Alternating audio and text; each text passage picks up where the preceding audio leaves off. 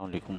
अच्छा, आज हम इस वीडियो में जो पढ़ेंगे और डिस्कस करेंगे बहुत ही इम्पोर्टेंट टॉपिक्स होने वाले हैं, क्योंकि जो स्टूडेंट्स कवरिंग लेटर नहीं बना सकते, formal letters, formal emails, application, CV, इसमें प्रॉब्लम होती है पेपर्स में, एग्ज़ाम्स में उनको, तो उनके लिए वीडियो बहुत ज़्यादा ख़ास होने वाली है। क्योंकि अगर इस वीडियो को आप प्रॉपर देखेंगे, पूरा एंड तक के देखेंगे ना, तो आप इस वीडियो के एंड के बाद आप ये कहेंगे, अब किसी भी टॉपिक पर लेटर आ जाए, किसी भी टॉपिक पर ईमेल आ जाए, किसी भी टॉपिक पर एप्लीकेशन आ जाए, किसी भी टॉपिक पर सीवी आ जाए, हम ईज़िली बना सकते हैं। ठीक है, इस वीडियो के एंड में एक गिफ्ट भी मिलेगा आपको, जिसके ज़रिए से आप आराम से अपना covering letter, CV, formal email, formal letter और एप्लीकेशन आप आराम से क्रिएट कर सकते हैं, चाहे आप कोई स्टूडेंट हो या आप कोई जॉब सीकर हो। ठीक है, तो वक्त ज़ाया किए बगैर वीडियो को स्टार्ट करते हैं। देखें, सबसे पहले मैंने इसमें कुछ टॉपिक्स आगे आपके सामने शेयर किए हुए हैं। वो है, सबसे पहले लिखा हुआ है कवरिंग लेटर।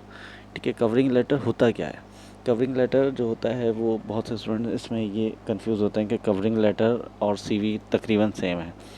सीवी और कवरिंग लेटर दोनों दामन चोली का साथ होता है ना, उस तरह का है। ठीक है, सीवी आपके स्किल्स वगैरह दिखाती है, और कवरिंग लेटर जो है आपको ये जाहिर करता है कंपनी को कि आप इस जॉब के लिए किस लिए एप्लीकेबल हैं, मतलब किस वजह से एप्लीकेबल हैं।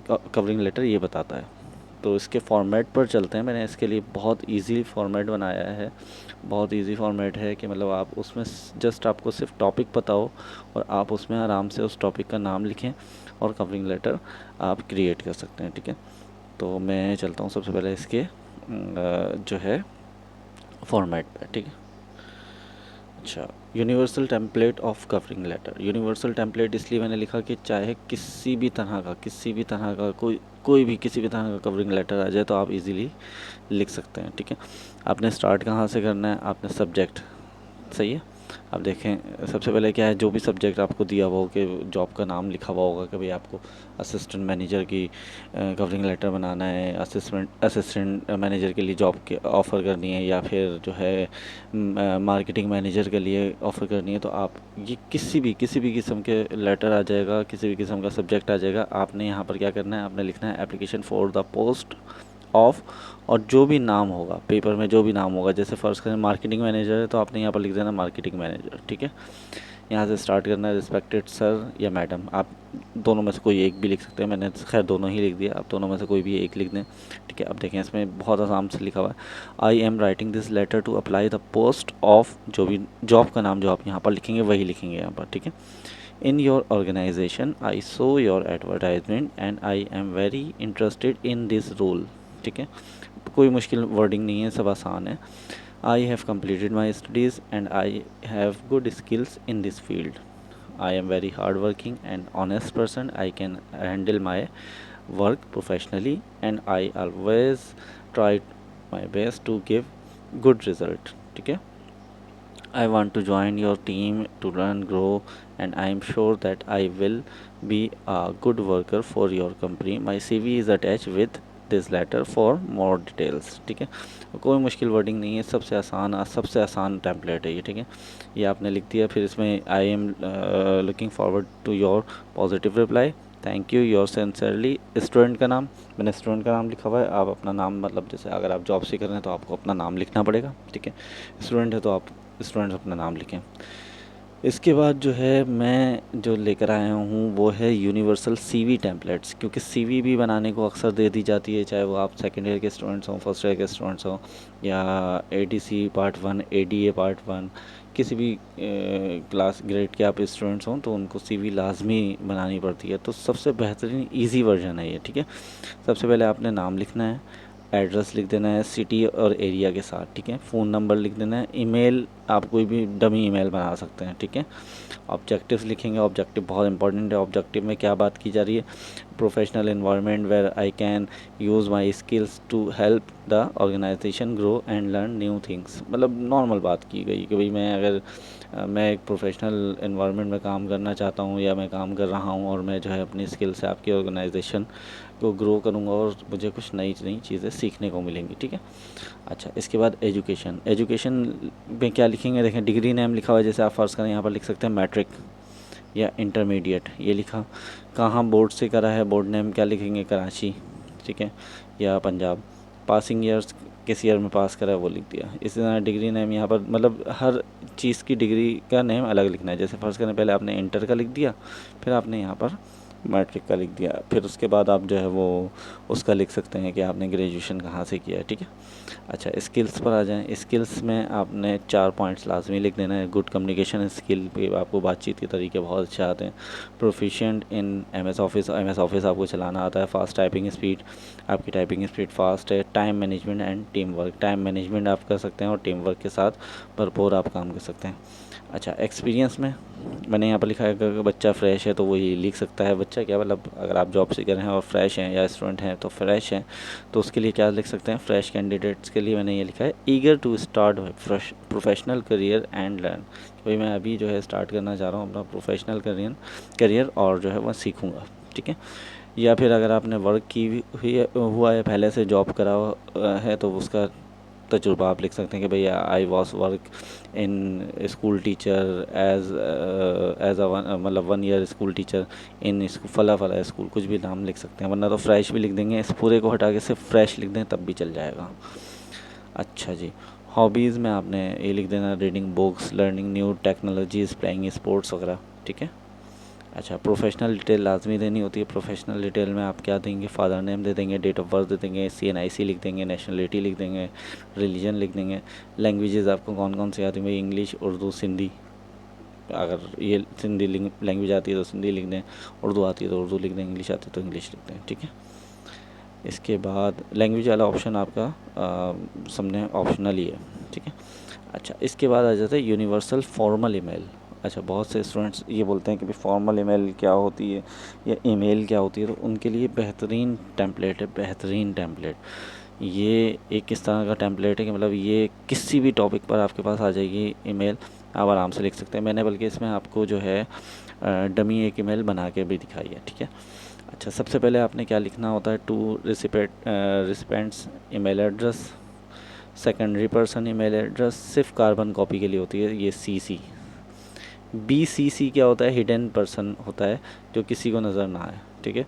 सब्जेक्ट में क्या लिखेंगे, रिक्वेस्ट फॉर परमिशन रिगार्डिंग, जो टॉपिक दिया हुआ होगा वो, ठीक है। फिर उसके बाद आप लिखेंगे रिस्पेक्टेड सर या madam, I am writing to this email request to your kind permission for topic, जो भी टॉपिक होगा वो लिख देंगे, ठीक है। उसके बाद ये पूरा आपने ऐसे ही उठा के लिख देना है और नीचे आपने अपना नाम लिख देना है योर ईमेल में, ठीक है। इस फ़र्ज़ करें मैं इसके एग्जांपल दे देता हूँ, यहाँ पर मैंने एक एग्जांपल दी है, जैसे फील्ड एग्जांपल, क्रिकेट टूर्नामेंट की मिसाल मैं दे रहा हूँ। फ़र्ज़ करें हम प्रिंसिपल को लिखना चाह रहे हैं, तो हमने principal@college.com, स्पोर्ट्स हेड @college.com और कोऑर्डिनेटर @college.com, BCCC में मैंने ये लिख दिया, ठीक है। Request for permission regarding cricket team, वहाँ पर मैंने यहाँ पर परमिशन के बाद जो है वो छोड़ दिया था, तो यहाँ पर क्रिकेट टूर्नामेंट आ गया, ठीक है। और बाकी पूरा सेम वैसे ही आया, सिर्फ यहाँ पर एक क्रिकेट टूर्नामेंट आया है, बाकी पूरा सेम वैसे ही है, ठीक है। और ये मैंने अपना नाम लिख दिया एंड में, ख़त्म। ये सिंपल सा हो गया ना, मतलब पहले सोचो कि भाई पता नहीं क्या लिखना है क्या नहीं लिखना है, आपने जस्ट टेम्पलेट उठाना है और अपना टॉपिक का नाम लिख देना है, ठीक है। अच्छा, इसके बाद जो ईमेल आपके पास वो है टेम्पलेट है, वो भी बहुत इजी है, बहुत ही अच्छा है और ये बहुत ज़्यादा ख़ास है मैट्रिक वालों के लिए। अच्छा, अब इसमें क्या है, universal template for letter to editor.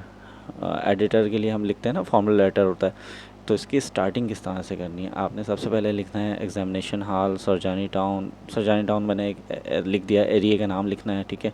City का नाम लिखना है, डेट लिख देनी है। उसके बाद आपने टू लिखना है, कॉमा लगाना है, द एडिटर लिखना है, कॉमा लगाना है, और जो भी न्यूज़पेपर का नाम होगा, न्यूज़पेपर का नाम ज़्यादातर डॉन न्यूज़ ही आता है तो आप डॉन न्यूज़ लिखेंगे, और सिटी वगैरह का जो भी नाम होगा कराची, वही लिख दिया।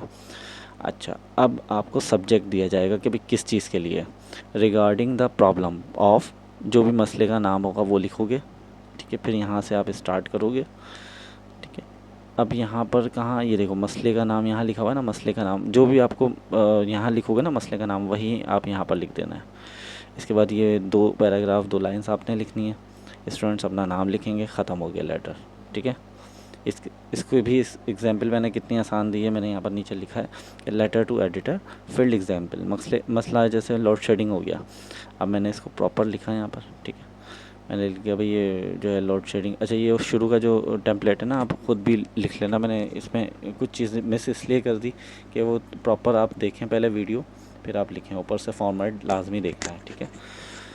अच्छा जी, मैंने यहाँ पर क्या करा, regarding the problem of load shedding कर दिया, एक लोड शेडिंग इधर लिखा बस। बाकी जो है पूरा एक ही दफ़ा आपने याद करना है और लिख डालना है, ठीक है। स्टूडेंट्स का नाम मैंने अपना नाम नहीं लिखा, यहाँ पर अपना नाम लिखना था, ठीक है। अच्छा, इसके बाद आपने क्या करना है, इसी का मैं एग्जांपल के तौर पर मैं आपको घर के लिए दे रहा हूँ। ये स्टेप्स हैं।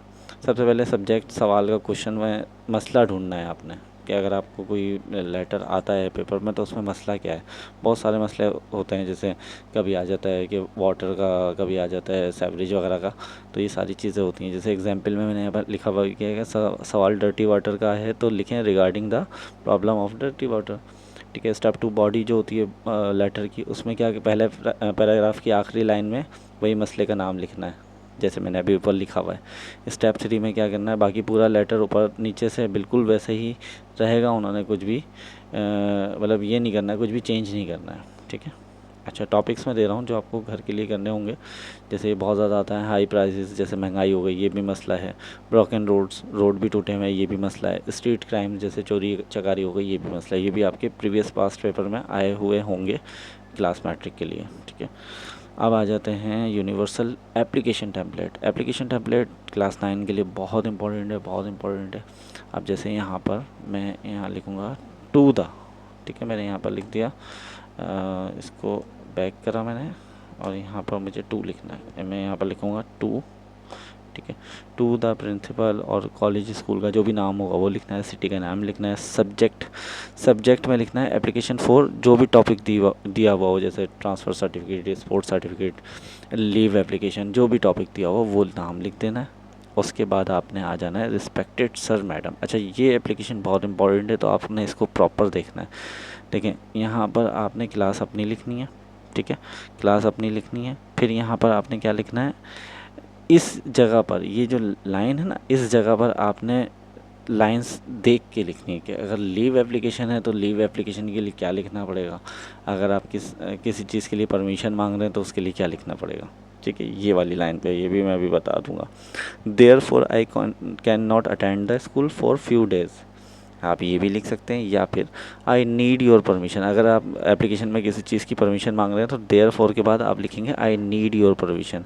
और अगर आप लीव मांग रहे हैं तो आई कैन नॉट लिखेंगे, ठीक है। ये बस दो चीज़ों में याद रखिएगा, ठीक है। ये होने के बाद I request to kindly grant me leave permission, leave लिख सकते हैं या फिर परमिशन लिख सकते हैं, ठीक है। दोनों नहीं लिख देना है, एक लिखना है। I shall be very thankful to your this act kindness, ये लिखा। योर ओबीडियंटली लिखा। रोल नंबर वगैरह लिखा। रोल नंबर ऑप्शनल होता है, लिखो लिखो नहीं लिखो नहीं लिखो। इसके अंदर क्या कर सकते हैं, देखें किस तरह से आ सकती है। अगर आ गई लीव की तो आप लिखेंगे I am suffering from the fever and the doctor has advised me to take rest. अच्छा, ये लाइन पूरी कहाँ लिखी जाएगी, ये लाइन लिखी जाएगी जो मैंने अभी लाइन छुड़वाई थी इस जगह पर, सैम्पल वाली लाइन पे, ठीक है। मैं इसको हाईलाइट कर दूँ ज़रा ताकि आपको याद रहे कि इस वाली लाइन पे लिखना है। ये सारी लाइनें, ये यहाँ से मैंने इसको सेलेक्ट करा और मैं इसको कर देता हूँ हाईलाइट, ताकि आपको याद रहे भाई इस जगह पे लिखना है आपने। ये सारी लाइंस येलो हुई हुई ना, इस जगह पे आप लिख सकते हो। अगर आपको सीक लीव आ गई तो ये ऊपर वाली लाइन लिख सकते हो। अगर आपको अर्जेंट पीस ऑफ वर्क, ज़रूरी काम आ गया तब भी वहाँ पर ये लिख सकते हो, ठीक है। अगर मैरिज आ गई तब भी आप वहाँ पर ये वाली लाइन लिख सकते हो, ठीक है। अच्छा, अगर आपने परमिशन लेनी है, मतलब परमिशन नहीं, सॉरी, कंसेशन और फ़ीस, यानी कि फ़ीस माफ़ी की दरख्वास्त है, तब भी आप ये लिख सकते हो, ठीक है। तो ये मुख्तलिफ जो है वो टेम्पलेट्स हैं जो मैंने बहुत रिसर्च करके निकाले हैं और बहुत इंपॉर्टेंट हैं। और ये सब के लिए इंपॉर्टेंट है, खाली class matric 9 first year second year के लिए नहीं, ये ओवरऑल सब के लिए इम्पॉर्टेंट है। तो मैं उम्मीद करता हूँ आपको ये समझ आ गया होगा, ठीक है। इसके फॉर्मेट्स जो है मैं वीडियो के डिस्क्रिप्शन में डाल दूँगा ताकि आपको इजीली मिल जाएं। आप वहाँ से एक दफ़ा उठाएंगे फॉर्मेट्स, याद करेंगे, लिखेंगे अपने पास, 2-3 दफ़ा लिखेंगे तो आपको खुद ही प्रैक्टिस हो जाएगी। फिर इंशाल्लाह ऐसा भी होगा कि आपको आपकी वोकेबलरीज चेंज होती जाएंगी और ख़ुद इसको बेहतर से बेहतर बनाएंगे, ठीक है। तो मैं उम्मीद करता हूँ ये आपको समझ आ गया होगा। जज़ाकल्लाह, अल्लाह हाफ़िज़।